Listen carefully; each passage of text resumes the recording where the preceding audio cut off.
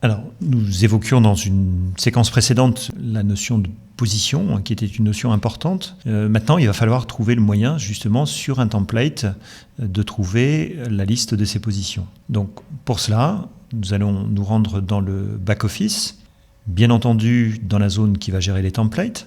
Souvenez-vous, on a en fait deux vues particulières, la vue style et la vue template. Dans l'une, on va lister les templates et dans l'autre, on va afficher, par exemple, BIS3 détail et fichier, G5 Helium détail et fichier, Protostar détail et fichier. Donc globalement, on aurait une approche en fait plus de rentrer dans le cœur finalement du template lui-même. Or, ce qui nous interpelle, c'est aussi le texte qui est en dessous. En fait, on nous indique que l'aperçu, le traducteur a oublié l'aperçu des positions, n'est pas disponible, vous pouvez l'activer dans les paramètres. Ça signifie, et on aurait pu d'ailleurs s'en apercevoir dans la vue précédente, que tant que vous n'activerez pas justement la vue de ces positions, eh bien, vous ne pourrez pas bénéficier par exemple dans cette vue ici de cet œil qui permettra de prévisualiser en l'occurrence les positions de votre template. On nous indiquait justement que cet aperçu ne serait disponible que quand on irait modifier les paramètres pour identifier la zone de paramétrage. Eh bien, nous sommes dans un composant, dans un outil de gestion de contenu de Joomla, et donc forcément, nous avons une association entre composant et bouton de paramétrage qui se trouve en haut à droite de ce gestionnaire. Donc si je clique sur paramètres, eh bien, je vais trouver en premier lieu, vous voyez, il ne faut pas aller chercher très très loin, prévisualiser la position des modules. Pourquoi cette fonction est désactivée par défaut ? Parce que justement, c'est une autre façon d'identifier que votre site a été fait avec le CMS Joomla. Si on désactive cette fonction, c'est essentiellement pour des raisons de sécurité, c'est-à-dire finalement de rendre la tâche plus difficile aux pirates en disant voilà, si il ne sait pas que j'ai fait mon site sur Joomla, c'est une des choses qu'il va tester en premier, c'est-à-dire finalement pouvoir identifier les positions d'un template. Donc si ces positions apparaissent, qui est un critère spécifique qui caractérise justement Joomla, eh bien il vous identifie et il sait d'ores et déjà qu'il doit travailler sur cet axe-là, c'est-à-dire pirater un site Joomla. Si j'active cette fonction, je l'active simplement en phase de développement, en phase de production. Je vous invite à désactiver la prévisualisation de ces positions. Donc si je fais enregistrer et fermer, je m'aperçois maintenant que l'œil n'est plus barré, mais l'œil est apparent.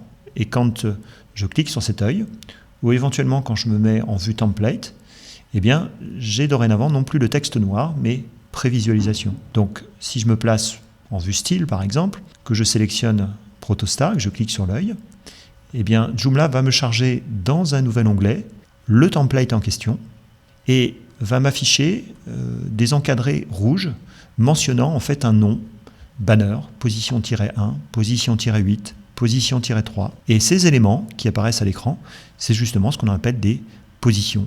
Alors, ces positions vont servir à quoi ? Principalement à y publier des modules. Donc l'association module-position est un élément essentiel et primordial dans la gestion de contenu de Joomla et l'organisation même de la page. Si je reviens au back-office et que je clique cette fois-ci en face de l'œil, par exemple, de BIS3 défaut, un nouvel onglet s'ouvre et cette fois-ci, vous voyez qu'on a en fait position-0, position-2, position-7, 6, 12.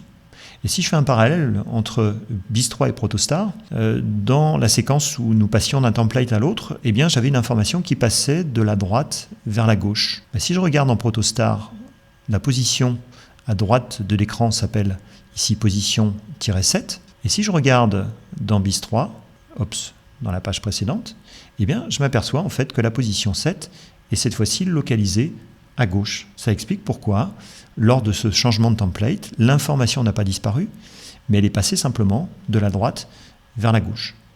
Ensuite, si vous arrivez sur un site qui n'est pas le vôtre et que vous souhaitiez, le cas échéant, visualiser justement ces positions, je vais me remettre sur cette page standard où il n'y a pas ce type d'information. La petite astuce, c'est de tester en fait ce petit code que vous allez saisir dans l'URL. Mettez-vous sur la page d'accueil, par exemple, ce sera ce qu'il y aura de plus simple, et vous saisissez point d'interrogation TP égale 1. Et cette information, ce code que vous saisissez, quand vous allez le valider, eh bien, vous montrera clairement l'ensemble des positions présentes sur ce template.